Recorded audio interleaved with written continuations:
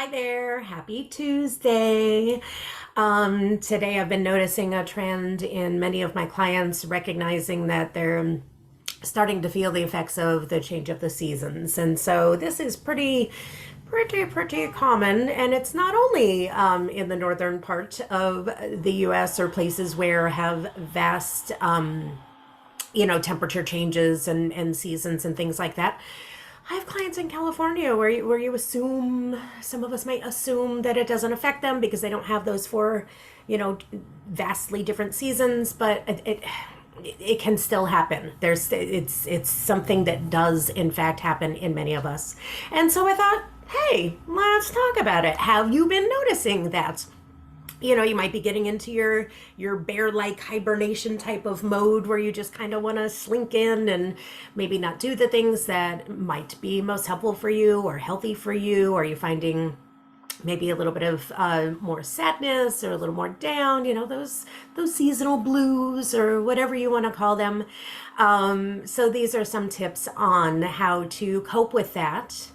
And yes, I'm using the word cope because what your desired outcome might be different, and all desired outcomes are valid. For some people, they do want to just, kind of, I don't want to say get into it, but allow themselves the space to rest during this time, knowing that once things start to shift and change a little bit, then they can, like, they have a history of taking on that bear like lifestyle where they go, they're big and everything like that in the other seasons, and then they take the season to kind of rest, knowing for sure that they're not, that they will bounce back easily, that it's not a struggle to get back. And I mean, listen, the bottom line with any of these things is there is no normal. Like, if that works for you, if you realize that you're one of those people and that works for you and it doesn't cause you any health issues, both physically or mentally and emotionally, if it doesn't, tax your body too much to do that, if it doesn't tax your relationships too much to do that, if it doesn't, if the outcomes of your life are still within your realm of values and the way that you want to live your life, and you're still, proud of the way that you're living your life, and it resonates with you, and you still feel valuable as a person, like all of those things, that's great. There is nothing saying that you have to battle this every single year. If in fact you found a healthy way to deal with this, go for it. You don't have to watch the rest of this video, right? Like, it doesn't, like, if you found your way that's healthy for you and that doesn't affect things in such a big way that, there are like huge repercussions or whatever it is, be it health wise or anything else, go for it. You know your body better than I do, better than anyone else does.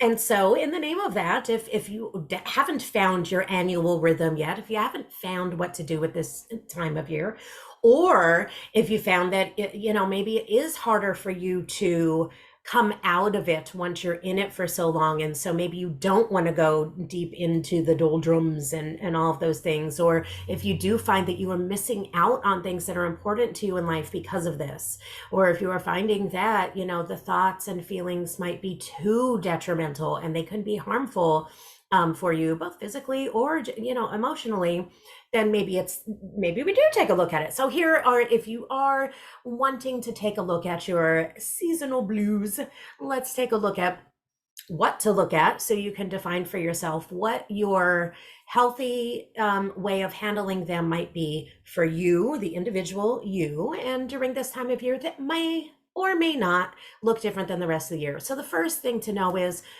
define for yourself what does nourish you, right? Like, what are your values? What are the things that nourish you? What are the things that energize you? What are the things that push you towards action, towards your goals, your feeling fulfilled, your purpose in life, like whatever you want to call that for yourself? What are the things that nourish you?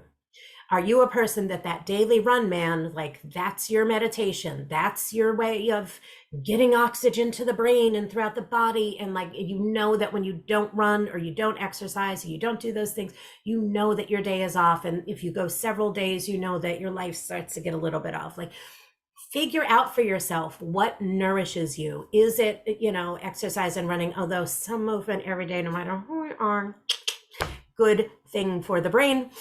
Just kind of throwing that out there. Getting that extra oxygen and blood to the brain is always, always, always a good thing. But what are some other things that nourish you? Is it a good book? Is it some quiet time? Do you need just time away from everybody else a little bit every day, just to kind of reset your nervous system and everything? And meditation, of course, yoga, all those sorts of things. Like, what is it that nourishes you? Is it a dance party every morning while you're making your breakfast? Is it what is it? Is it that warm, yummy a drink to start your day and set things off right? What nourishes you during the rest of the year and during the whole year? What are those things that nourish you?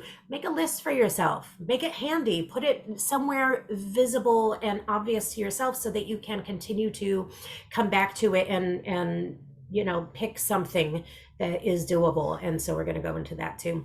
The second thing is making sure that you are taking care of the necessities of your body, making sure that you are drinking enough water, you are getting daily movement. If you're able to, try and get some vitamins, D. Again, I'm not a doctor, I'm not going to tell you what to do, but what I do is during the times where there's less sun, or even days when there's less sun, I do double up my vitamin D supplement, just to help balance out that not being able to get it naturally from the sun.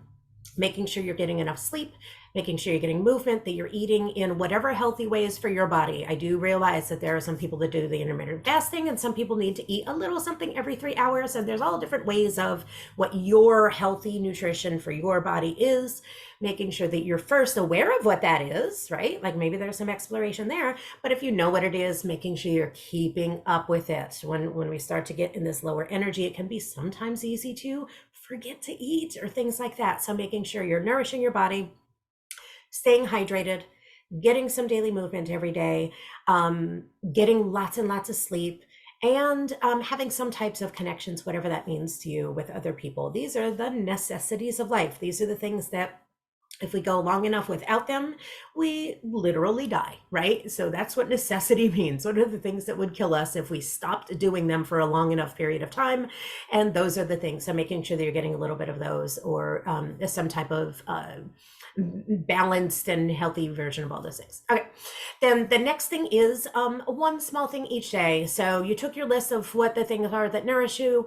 Let's make sure we're doing at least one. Like, if we're not able to do, listen, I know what my healthy bedtime routine is. I know it. It takes about an hour or so, and I know what my healthy bedtime routine is.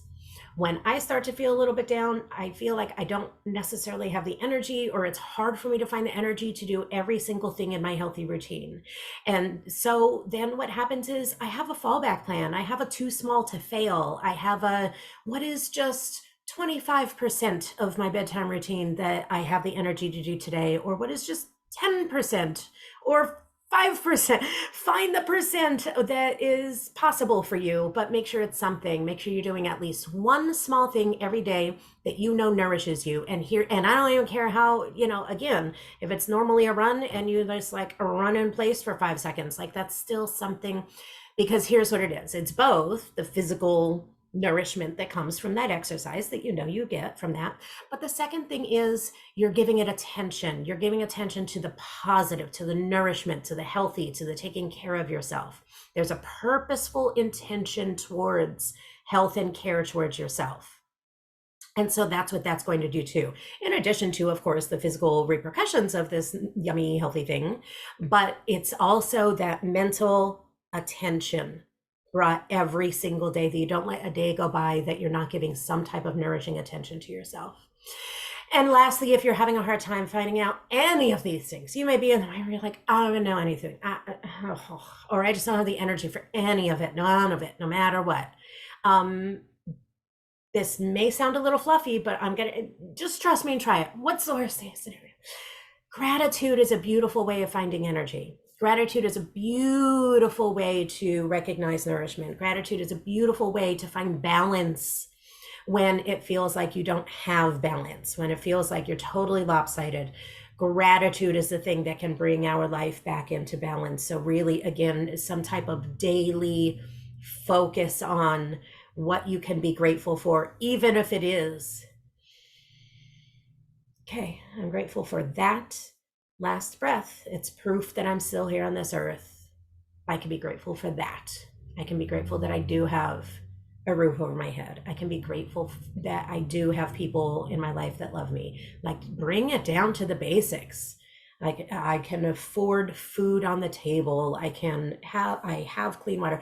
These are all things that if you're not able to find the gratitude in your relationships and things like that, if things are feeling a little bit too big, there is always something to be grateful for, and that gratitude for just simply our existence on this earth can bring us one step closer towards being able to take the actions to be able to have more gratitude, to take more actions, to be able to have more gratitude, to take more actions, to be able to have more gratitude, to take more actions. So that is my list of things to do. So again, define what nourishes you and make a list, make it handy. Make sure you're taking care of the necessities of life for your body. Making sure that you're doing at least one thing every single day that nourishes you, no matter what it is, and infusing gratitude into your day, making sure that you have some type of gratitude practice every day to help you to remember the balance of your life. As always, let me know how it's doing, how you're doing, any questions or any topics you would love to hear me talk about. Bring them on. I encourage interaction and knowing what you want to know, and I'll bring it to you. Have a wonderful weekend. I will see you next Tuesday. Bye.